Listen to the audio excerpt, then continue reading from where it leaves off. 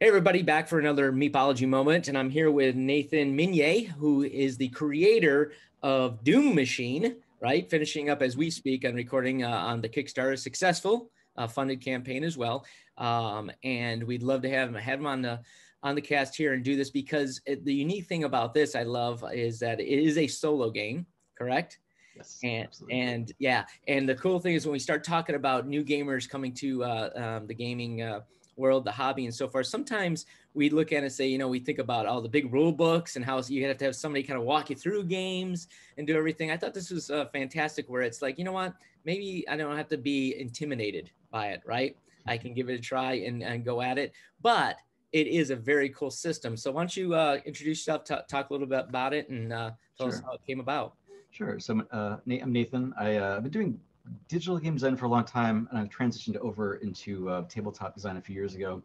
I have an extensive background in the video game press and doing journalism and creative projects and whatnot. So really kind of dug into doing tabletop game design just as kind of a fun way to unplug, I guess, a little bit because I spent so much time focused on staring at a screen. I still do that a lot, but video games are interesting. But I've really been enjoying, as I've gotten older, kind of shifting into sitting around the table and playing with people and connecting in different ways.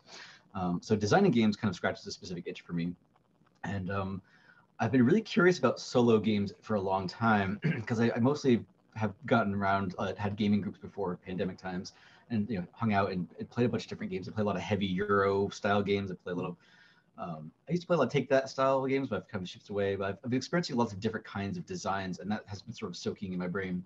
So I wanted to try my hand at building some solo systems. And I've got a handful of games I've designed, but Doom Machine is the first one where it's entirely solo. It's designed from the ground up to just be a solo experience that you can kind of sit down, play it out in like on table anywhere. It has a very small kind of like table space. Yeah. And it's in a mint tin, so it literally fits in your pocket very comfortably. But there's tons of dice. There's 18 cards and some rules, a few tokens. There's not a lot of components there. And the idea was, how do I design a game that fits in an Altoid sized tin? And I just started shoving components in there and playing around with like, here's what I've got to work with space wise. How can I design systems around that? Yeah. To make a game that feels like it's replayable and has a lot of unique mechanics that kind of build and synergize off each other to create a different experience every time you're playing it. So, yeah, I can That's talk more about the fantastic. game, but feel free to Yeah. dive in there. No, but I did have a chance, like I said, go through the play again. I am a backer on it.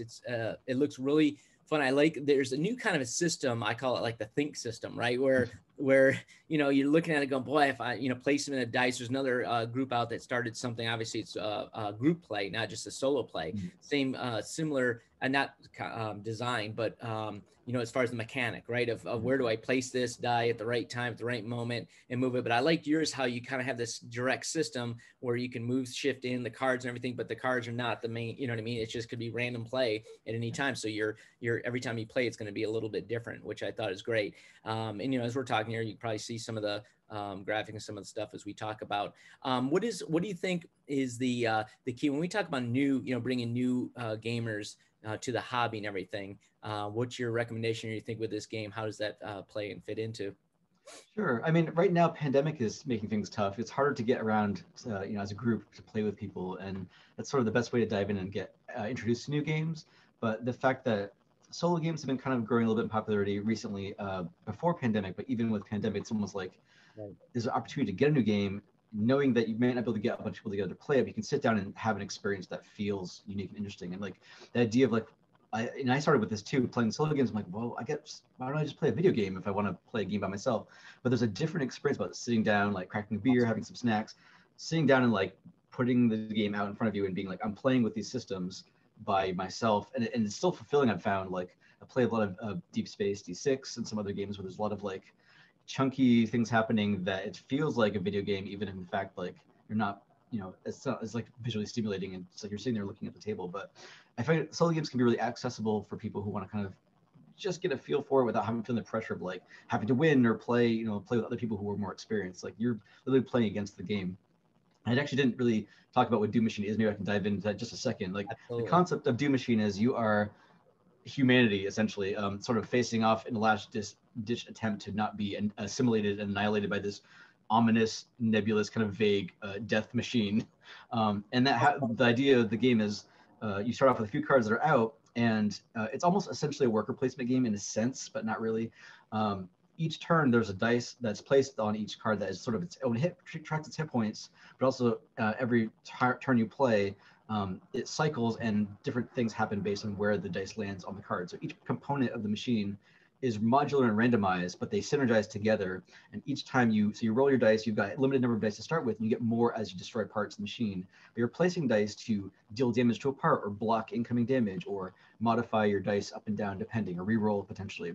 And every round the machine adds a card and gets stronger and more elaborate and complicated. So once if you don't do super well initially, like it'll get pretty big and becomes a very intense, like, how do I mitigate damage? How do I take out parts? And so that's the idea, is like this like ominous machine is destroying humanity, and I bet the trying beta to kind of, testing was a lot of fun on that for sure, right? Or the running, see what's fake, what's working, what isn't. yeah, it's a hard game. That's one thing I like about designing solo games, is I can do a lot of testing preliminarily on my own and make a lot of adjustments, and then when I feel like it's polished and ready to go, I usually will put it out to beta testers to try. And I always feel like the games I design are like, oh, this is really hard, and that's good, because solo games should be pretty challenging. Otherwise, it's like you win every time. What's there's no like intensity there. It's just not as fun. But my idea of what the game originally was going to do was use all 18 cards, which it turned into the hard mode for the game, which people have been like barely able to beat, which I think is the funnest way to play, because it's really intense. Sure. But a normal game, you take and randomize, take certain cards out at random, so you have a little bit of less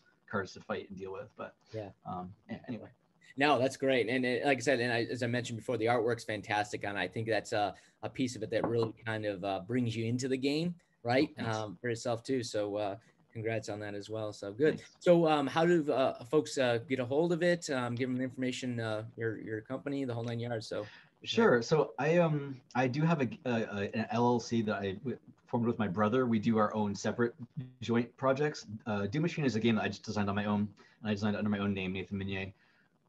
Every once in a while I'll put out a new game once or twice a year under my own name, and right now the game's on Kickstarter. By the time people see this, it might not be, but it's doing well.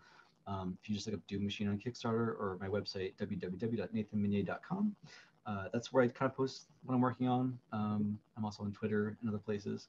And they would be able to purchase the game at that point, or right now, Doom Machine's Kickstarter only, but typically with my games, I'll do an initial launch run and see how it goes, and then potentially either do a second run down the road, or offer it as part of a future Kickstarter as an add-on. I'm doing a little bit of that with my other game, Mind Burners, which is similar kind of cyberpunk RPG vibed. People were asking for it, so I also offer certain games available on the Game Crafter. Down the road, I'll put it out potentially, but this is I'm not sure exactly how people will get this beyond the Kickstarter. So right now it's Kickstarter only until we figure out what happens next. Okay. Basically, we'll keep updated. If something changes, keep in touch, and we'll post it too as well. Sure. Go along. So thanks a lot for your time, man. Appreciate it. It's exciting to see, and glad to be a part of it as well at Kickstarter. So awesome. Thanks a bunch.